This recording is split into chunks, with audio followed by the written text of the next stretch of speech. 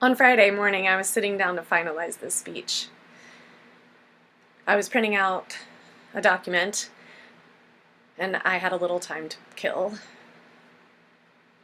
So I decided I was hungry.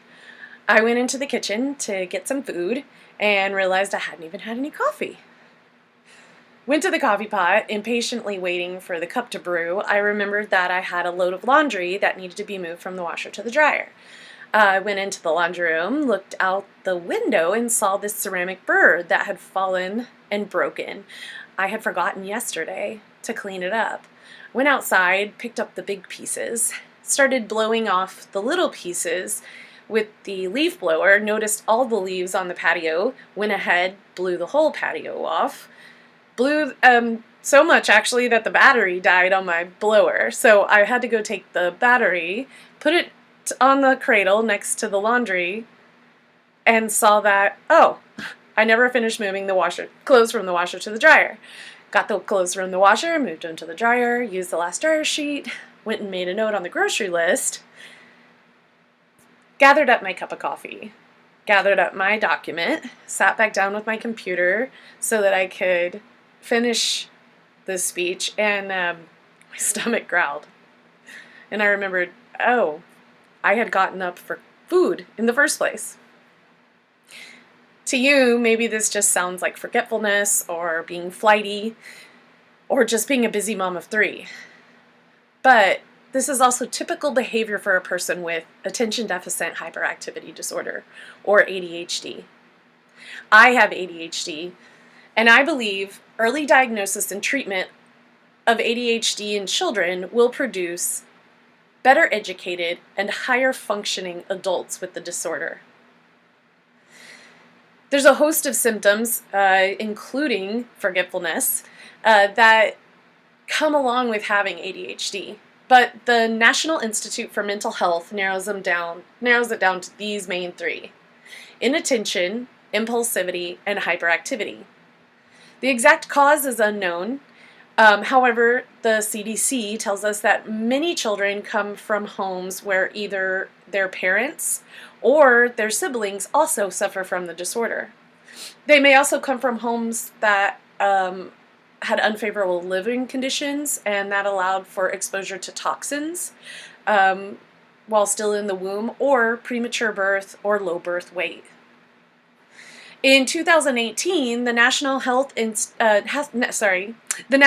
Interview Survey reports that boys are twice as likely to be diagnosed than girls, and the majority of children with ADHD are not diagnosed until they're between the ages of 12 and 17.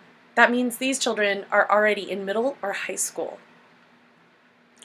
A study performed by the Institute of Psychology at King's College London tells us that one of the main barriers for most children receiving early diagnosis and treatment are actually the children's own parents. It seems that it's okay to discuss these problems with the teachers at the school, but not necessarily to bring it to their primary healthcare physician. One of the reasons for that is lack of education by the parents. They don't want to medicate their children, and I don't blame them.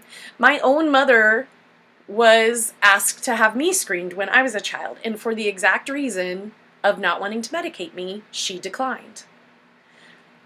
Now, medication is a treatment, and an effective treatment for ADHD, but Johns Hopkins Medicine tells us that it's not the only treatment available.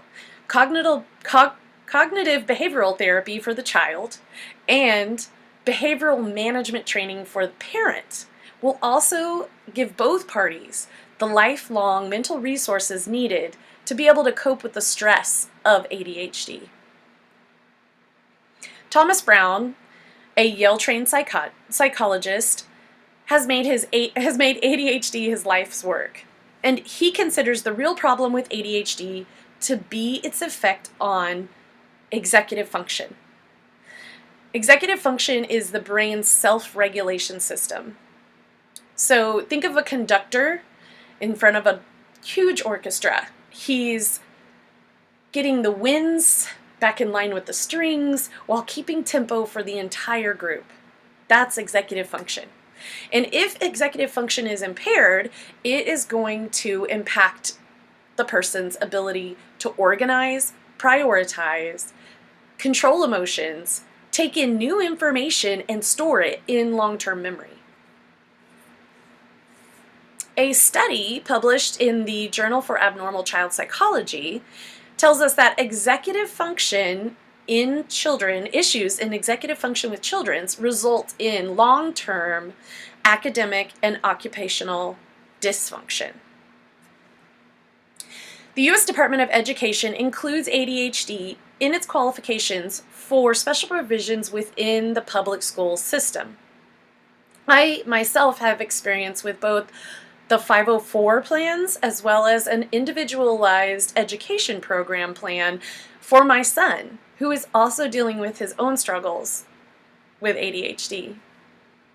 If I had been better educated, I would have started using these plans earlier in his childhood, and it would have made me a better advocate for him now as he's going into high school.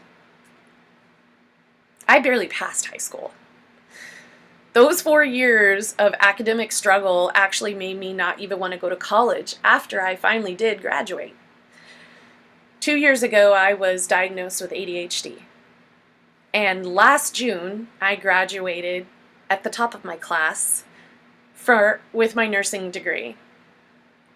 What things might I have done differently in the 20 plus years between high school and now if I had known the way that my functioning of my brain was different?